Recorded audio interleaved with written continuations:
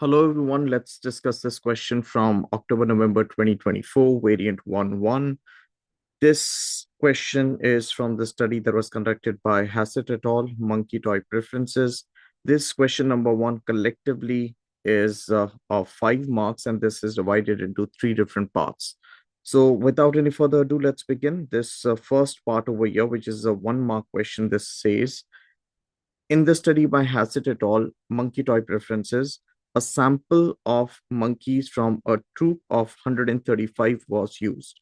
State the total number of monkeys used as the final sample. The word over here is state, and this is a 1 mark question. So all you have to do is just state the total number of monkeys and the total number of monkeys that were used as the final sample. If you know the study, you'd be aware that initially the sample was the total troop. Many students end up confusing this with the total troop. So nice of the examiner that the examiner has already specified that the troop in total was of 135. Out of those 135, the eventual data, the final data that was put to use was of 34 monkeys. So if we look at the guidance over here, the the principal examiner very clearly specifies take the first answer only. So what some of the students they try doing is they try to uh, try to trick the examiner, which I think you shouldn't do. If you know it, you know it. If you don't know it, you don't know it. So if you're writing two answers and the second one is correct, it would not be graded. So just spare a moment, think, try recalling, and if you're able to recall, write down one answer. Now, another guidance that the principal examiner has given over here is except when given a number of males and females. So if of course if you're adding 21, sorry, if you're adding 11 with 23, this totals up to 34. Now taking this ahead to the second part real quick, the second part over here reads, identify two toys that were categorized as wheeled in this study. Now the keyword over here is identify. You've been asked to identify, and you've been identify two toys from the wheeled category. Now I'd like to assume you, if you know the study, you would know that there were two categories, the wheeled category and the plush toy category. So if you recall, and yeah, another important thing that I'd want you to keep in mind over here, if you're writing vehicle and trying to again play a trick with the examiner, it won't work. You'd eventually be graded. I mean, you'd eventually not get any mark at all. So if you recall, there was a wagon there was a truck, there was a car, there was a construction vehicle, a shopping cart, a dump truck, or bin wagon. So out of these six that you see in front of you, write down any two and you get both of your marks. It's as simple as that. Now, the third one, which is again a 2 mark question, the question over here reads, outline one conclusion from the study. Now, remember, you've been asked to outline a conclusion. For this, we need to understand that there's a difference between the term result and conclusion. Many students, I've seen them confusing results with confusions. Confusing results with conclusions. They're two different terms. So if the word result was used over here, this would have referred to the observation or the data that was collected from the experiment.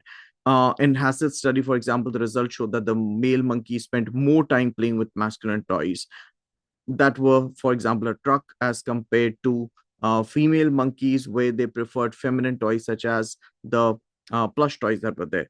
But over here, the examiner has used the word conclusion and not a result.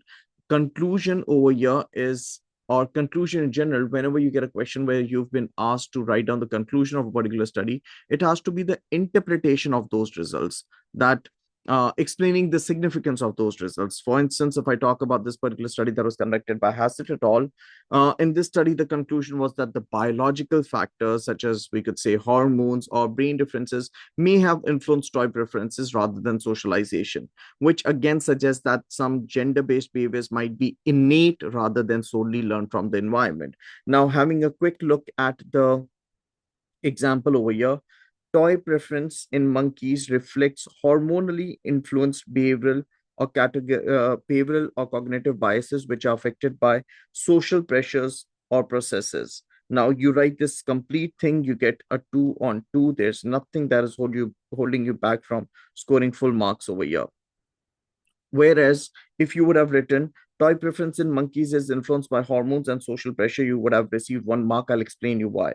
And if you would have written male monkeys preferred wheel toys the most, which is again a result for which you're not getting any mark at all. So let's have a quick look at the guidance that the principal examiner has provided here. Do not credit results. Of course, you're not it was very clear that the question demanded conclusion and not result. One. Number two, we need to know there are 4 things that we have that we should know about the conclusion. One, hormones or biology. It should be related to behavioral bias or preference. It should be related to cognitive bias or thoughts, or social processes or socialization. So one, two, three, and four. If you've written 3 or more out of these 4, you're getting full marks. If you've written 2 or less, then that's partial, where you receive 1 mark. For this, you get 1 mark. For this, you receive 2 marks, right? So 3 or more, I repeat, would help you score full marks. 2 or less would eventually get you 1 mark out of 2. I hope this is clear. And the purpose isn't just to explain you. One, the purpose is to help you revise with a part of the study. Number two, I want you all to understand that there are these tiny little things which you think are tiny, but they eventually end up lose students end up eventually losing marks on this. Avoid it. If you've been asked to write down a conclusion, if you've been asked to outline a conclusion, make sure it's the conclusion and not results. Now, I hope this has been helpful. Thank you.